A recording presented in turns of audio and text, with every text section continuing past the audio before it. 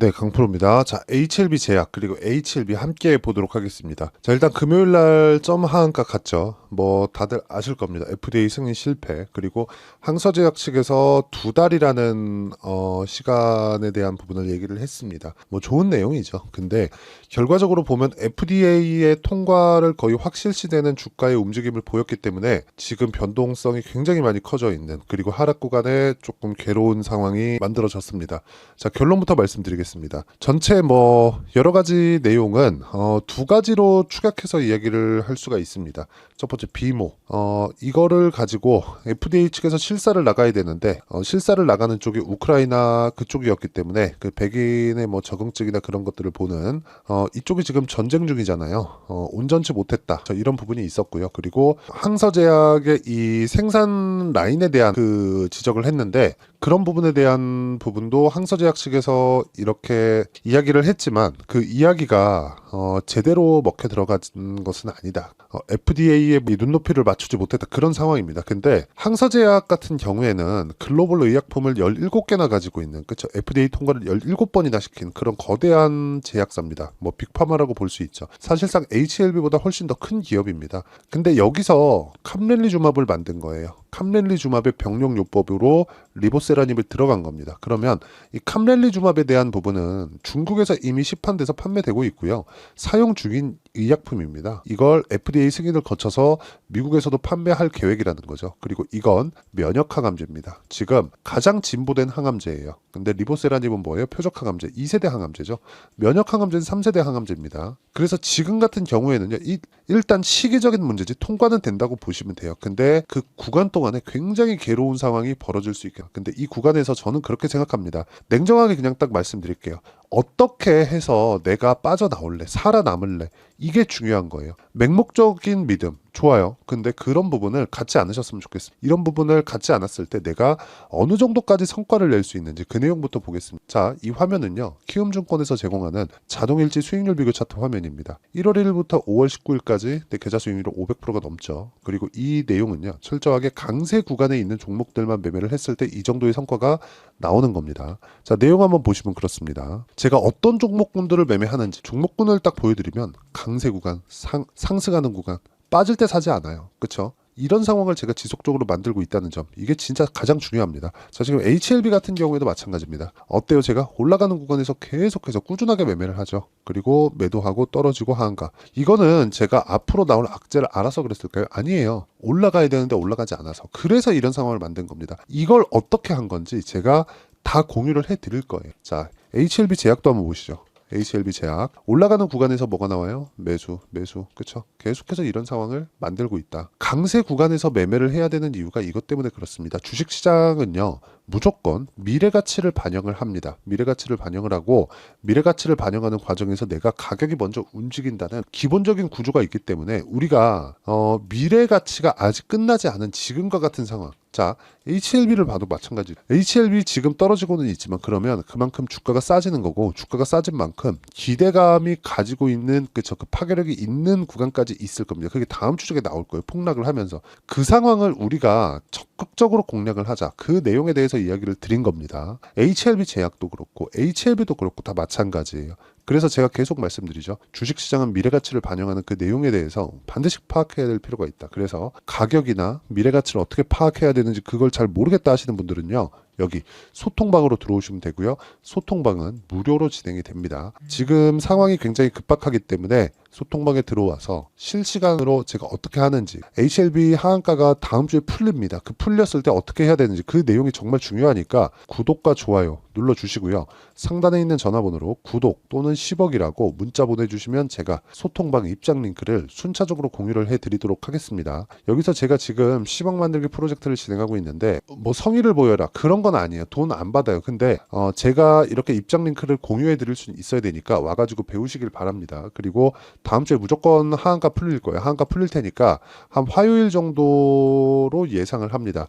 월요일 날은 뭐 장중에 풀리면 좋은데 그것까지도 장중에 계속해서 체크를 하고 보고 있어야 돼요. 그래서 그 내용 내용에 대해서 제가 다 공유를 소통방에서 하겠습니다. 자, 그러면 HLB로 다시 돌아와서 보면 우리가 이렇게 봐야 된단 말이죠. HLB 제약 그리고 HLB 그룹주 전체가 하한가를 가버렸어요. 하한가를 가버렸는데 이 하한가를 갔다는 건 이쪽 구간에서는 거래가 나온 쪽이 없다는 거죠. 그리고 지금 가장 중요하게 보셔야 될 게 HLB 제약도 그렇고 HLB도 그렇고 모두 다 정배열 구간이 있어요. 이럴 때는 반등이 나와요. 근데 그 반등이 나오는 구간이 딱 61선과 22평입니다. 빠르게 반등이 나오잖아요. 일단 22평은 다음 주에 데드크로스가 나고 역배열로 전환된다고 보시면 됩니다. 그럴 때까지는 22평까지 보고 내가 어느 정도까지 상황을 체크해가지고 나오면 되는 거고, 만약에 월요일 내일부터 바로 그냥 치기 시작하면은 62평을 돌파해서 횡보하는 구간 거치고 다시 갈 수도 있습니다. 물론 이 구간 동안에는 최소 2달 정도의 상황은 필요하죠. 항서제약에서의 액션이 필요하니까. 그래서 이런 부분만 딱 감안하고 우리가 이번에는 어떤 식으로든 내가 빠져나올 수 있는 상황을 만들고, 그리고 나서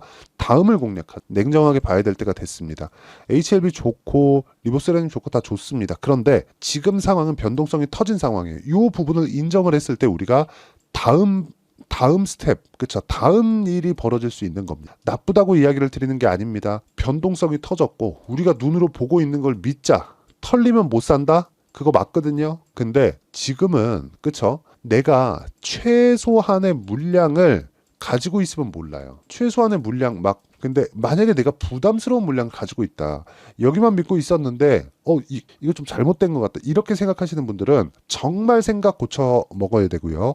이런 부분을 제가 아까 전에 말씀드렸죠. 소통방에서 이야기를 드리겠다는 겁니다. 그리고 항서제약 측에서 나오는 거 이거 당연히 통과되는 거죠. 이거 무조건 통과되는 겁니다. 그런데 제가 말씀드리고자 하는 건 HLB에 대해서 좋고 나쁨에 대한 이야기, 그리고 항서제약에 대해서 좋고 나쁨에 대한 이야기, 그게 아니라 항서제약은 경험이 많습니다. HLB는 처음이죠. 근데 HLB의 파트너사로 항서제약이 됐다는 건 리보세라님에 대한 성과는 충분히 있다는 겁니다. 그래서 이 부분만 밑에 지금 변동성 터진 거는 내가 가격을 기준해서 빠져나올 수 있는 상황을 무조건 만들자. 빠져나올 수 있는 상황, 그 빠져나올 수 있는 상황을 제가 실시간 타점으로 여기 소통방에서 공유를 해드리도록 할 테니까 상단에 있는 전화번호로 구독 또는 10억이라고 문자 보내주시면 제가 소통방 입장 링크를 다 공유를 해드리도록 하겠습니다. 자, 그러면 이렇게 제가 타점을 잡는 원리가 있겠죠. 그 원리에 대한 부분은요, 여기 HLB 그룹주의 가격과 단기 보유 전략입니다. 지금 다 동일한 움직임을 보이고 있는데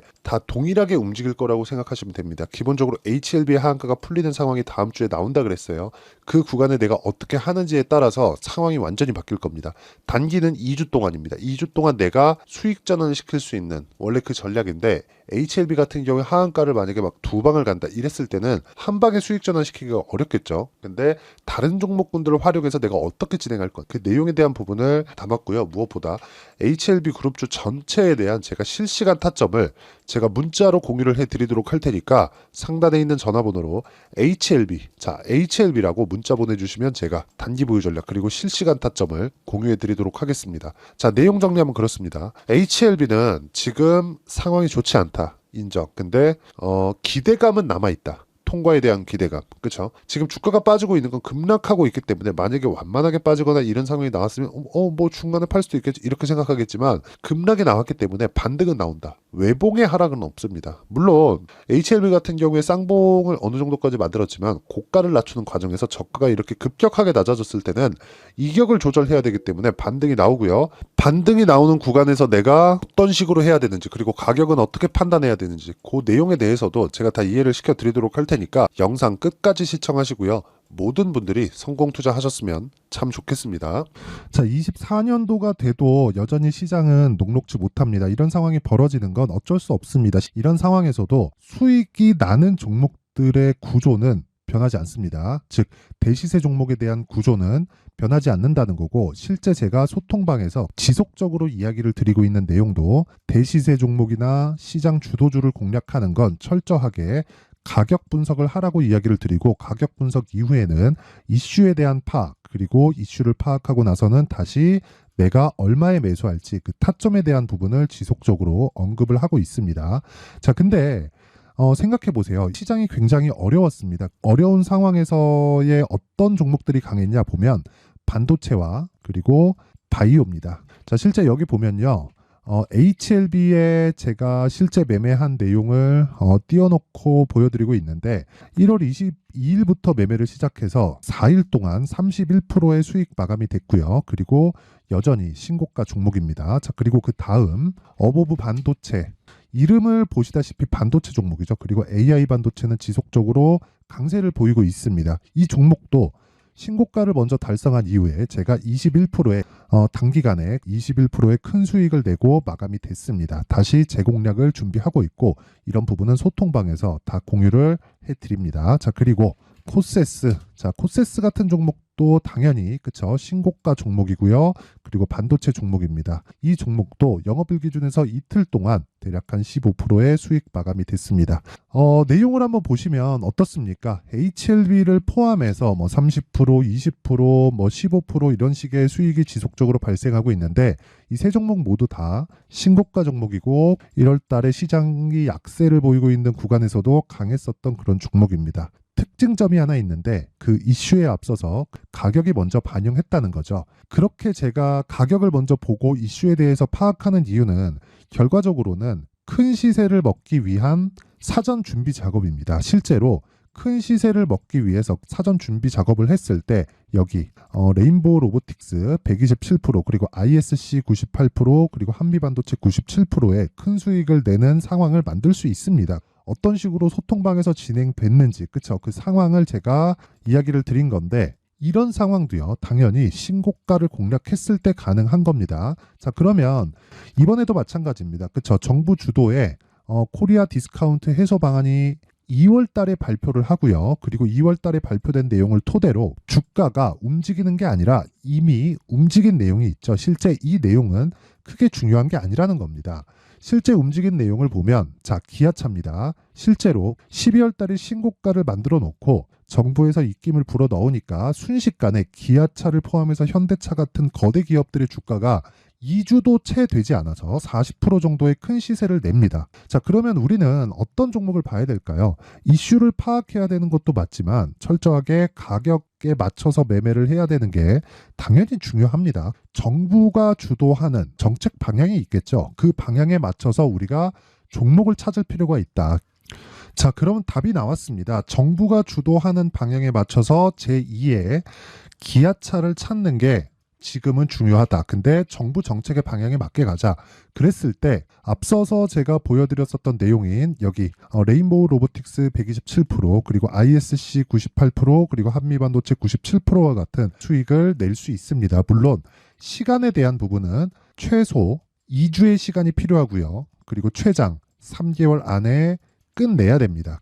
자, 기아차의 시세를 보셨던 것과 같이 2월 달에 정부 정책의 방향이 결정되고요. 바로 3월 달이면 시행입니다. 자, 그러면 우리는 거기에 맞춰서 당연히 종목을 찾아야 되고 제가 제2의 기아차를 찾아놨습니다. 제가 아까 전에 소통방에서 이야기를 드렸었던 내용 다 공개를 해드렸는데 그 내용처럼 종목만 받고 싶다 하시는 분들은요. 상단에 있는 제 전화번호로 대시세, 자, 대시세라고 문자를 보내주시면 정부 정책의 방향에 맞는 종목을 모든 분들에게 무료로 공개를 해드리도록 하겠습니다. 자, 제가 원하는 건 채널 성장이 목적입니다. 자, 그래서 구독과 좋아요 꼭 좀 부탁드리고요. 모든 분들이 정부 정책에 맞는 방향으로 매매를 이어가서 큰 수익 보셨으면 좋겠습니다.